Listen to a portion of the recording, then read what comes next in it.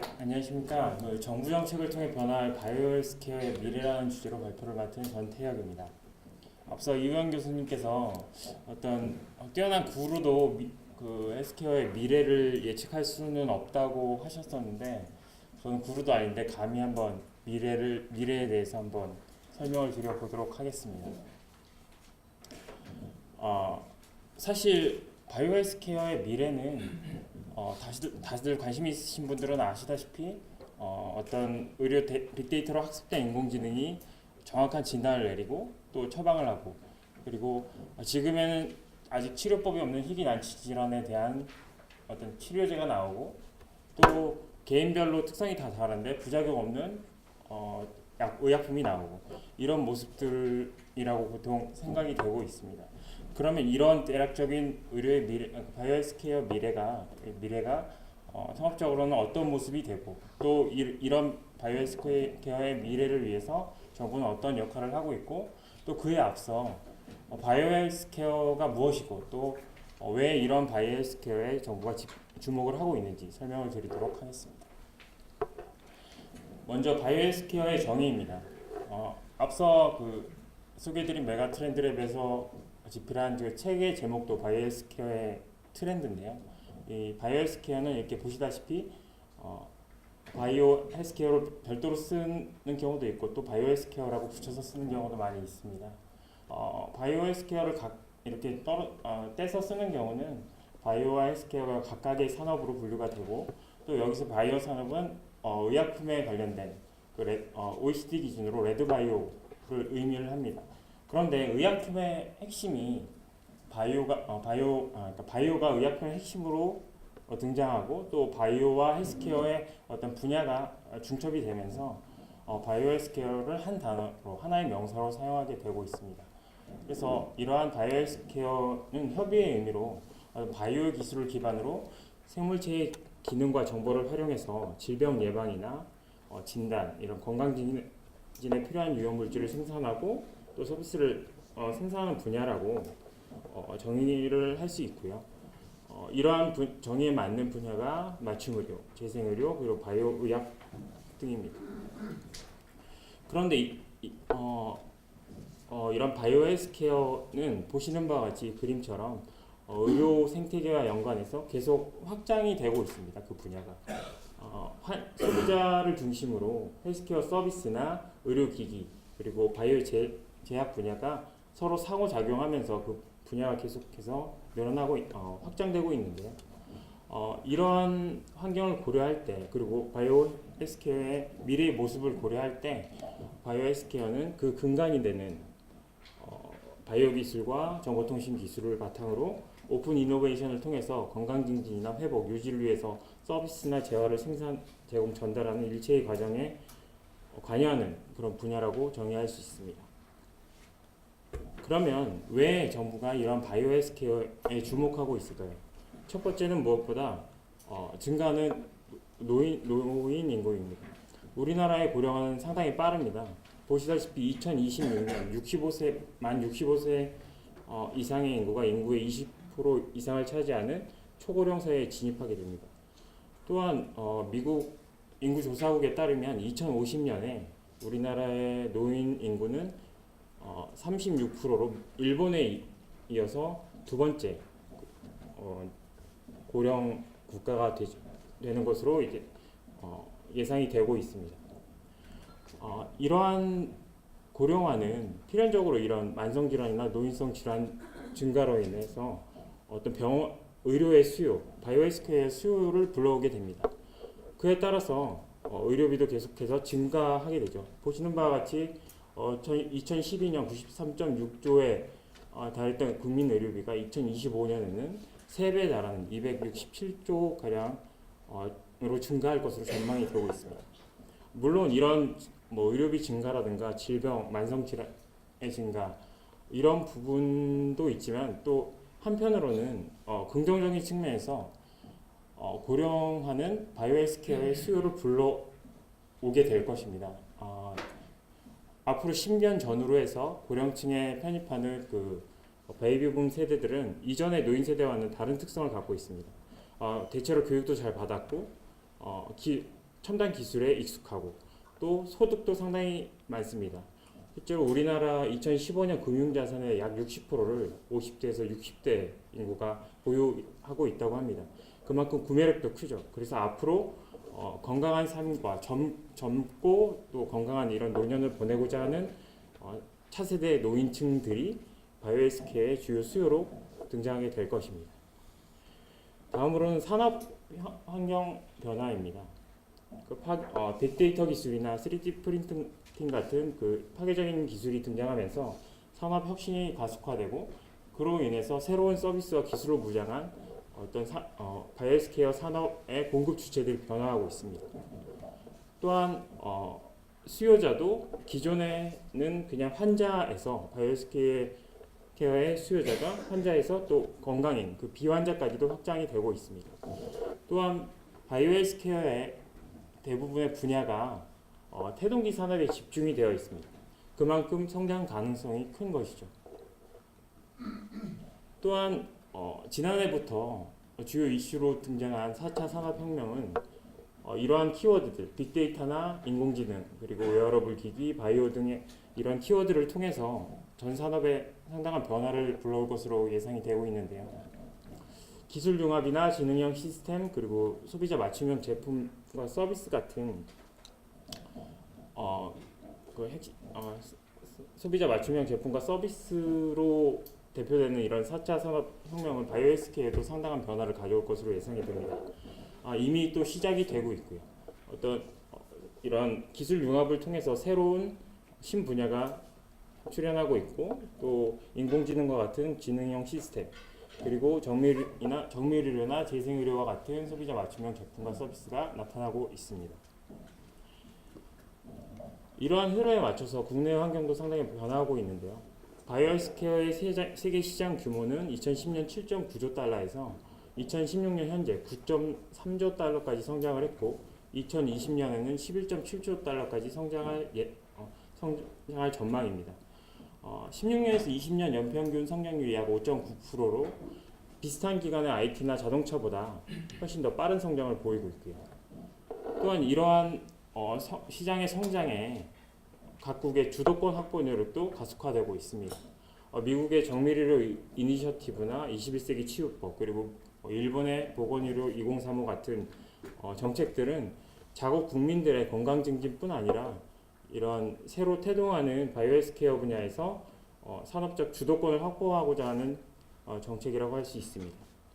이런 때에 국내에서는 기존의 우리나라의 주력 산업이었던 주요 산업들이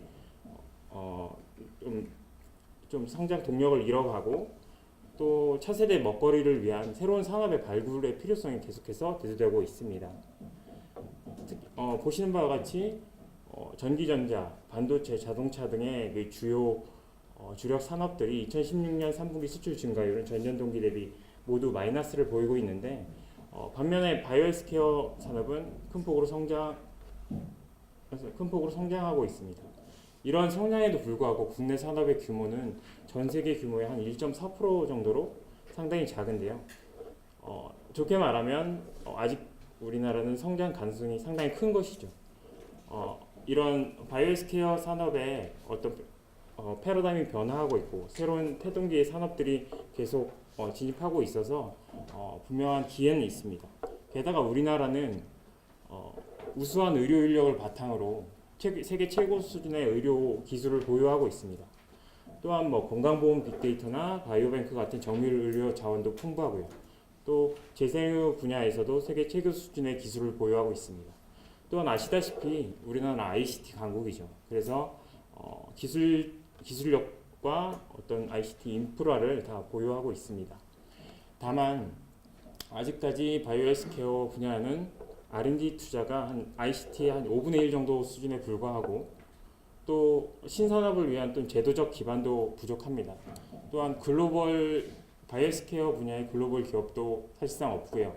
그리고 새로운 신분야의 미래를 이끌어 나갈 스타트업들도 사실상 그렇게 많지 않습니다. 상당히 우수한 인력이 의료계로 몰리는 것에 비하면 상당히 무언가 잘못되어 있죠. 이러한 부분이 정부가 어떤 정책을 통해서 지원하고 산업을 육성해야 될 이유입니다. 그러면 정부가 이렇게 키워나갈 미래의 바이오헬스케어는 어떤 모습일까요? 먼저 의료 서비스의 발전 예상을 살펴보면 1단계는 질병이 발생한 후에 이에 맞는 증상을 과학적인 치료 방법을 제시하는 치료 중심의 의료에서 2단계는 조기 진단을 통한 진단 중심의 의료, 그리고 3단계는 현재 바이오헬스케어의 핵심으로 자리 잡고 있는 정밀의료, 그리고 이러한 정밀의료가 고도화되고 빅데이터 기술이 더 발전하면서 질병 발생을 미리 예측하는 예측의료로 발전할 것으로 예상을 하고 있습니다. 또한 이런 바이오헬스케어의 미래의 모습은 관련 미래 직업을 통해서도 찾아볼 수 있는데요. 수술용 고용정보원에서 제시한 바이오헬스케어 분야의 미래 직업입니다. 수술용 나노 로봇 조종사나 지능형 환자 맞춤형 프로그래머, 그리고 바이오스 센서 제작 수리 전문가 등은 앞으로 각각 의료 로봇이라든가 정밀 의료, 그리고 원격 의료를 비롯한 디지털 헬스케어 분야의 발전을 예상할 수 있게 해줍니다. 또한 기존의 직업들도 어떤 새로운 기술과 접목해서 세분화될 전망입니다. 대표적인 예로 스마트 VR 렌즈 삽입 안과 의사 등이 그렇고요. 또 바이오헬스케어의 패러다임이 기존의 치료에서 케어, 관리로 넘어가면서 개인의 건강을 관리해주는 헬스테크 디자이너나 또 수면 컨트롤러 같은 새로운 직업도 예상이 되고 있습니다. 이러한 예상들을 통합해서 나중에 일어나갈 그 바이오 헬스케어의 미래는 어떤 모습일지 한번 생각을 해봤는데요. 영화에서 보면 이렇게 몇몇 영화에서 이런 바이오 헬스케어의 미래와 또 한계점들을 좀 잘 보여주고 있습니다. 제가 첫 번째로 생각한 바이오 헬스케어의 미래는 이런 모습인데요. 영화 BTO를 보신 분은 아마 아실 거라고 생각합니다. 베이맥스라는 의료 로봇인데요. 보시는 바와 같이 이제 겉모습부터 환자에게 편안함을 주고 또 어떤 안정을 주는 케어 중심의 의료를 잘 구현하고 있다고 볼 수 있습니다. 기능을 간단히 살펴보면 그냥 스캔 한 번으로 환자의 건강 상태를 파악하고 그 데이터를 내장된 칩에 축적을 합니다. 또 의료 인공지능을 통해서 환자를 진단하고 또 치료까지 완전히 제공하는 토탈케어 의료 로봇입니다. 물론 이런 지금 이 베이맥스가 갖고 있는 기술이나 서비스 등은 지금도 존재하고 있고 계속해서 개발되고 있습니다. 그런데 이러한 서비스가 제공되는 환경은 지금의 제도에서와는 조금 거리가 있습니다. 먼저 이제 동시에 다수의 환자를 스캔해서 의료 정보를 수집할 수 있는데요. 물론 동의 없는 개인정보 의료 수집이 되겠죠. 이런 부분은 사실상 허용돼서는 안 되겠지만 향후에 이렇게 신속하고 비침적인 그 진단을 위해서는 어느 정도 제도의 완화를 가져올 것이라고 보입니다.